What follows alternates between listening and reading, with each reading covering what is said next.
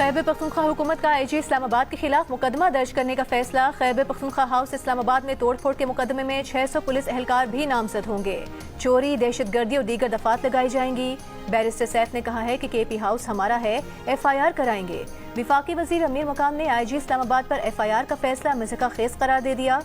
कहा KP house Islamabad हम सब का है, इसे दहशतगर्दों का गढ़ ना बनाएं।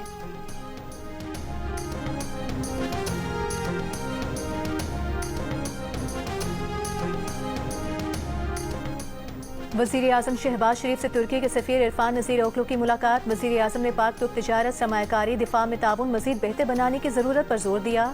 वज़ीर आज़म से नेपाल के सबकदोर सफ़ीर की भी मुलाकात। वज़ीर आज़म ने कहा कि पाकिस्तान नेपाल के साथ अपने दोस्ताना ताल्लुकात को कदर की निगाह से देखता है।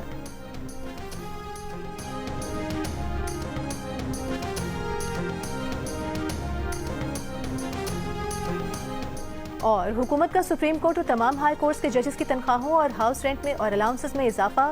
जजेस का हाउस रेंट 68,000 से बढ़ाकर 3.5 लाख और जुडिशल अलाउंस 3,42,000 से बढ़ाकर 10,90,000 कर दिया गया। कायम मुकाम सदर की मंजूरी के बाद वजारत कानून और इंसाफ ने नोटिफिकेशन जारी कर दिया।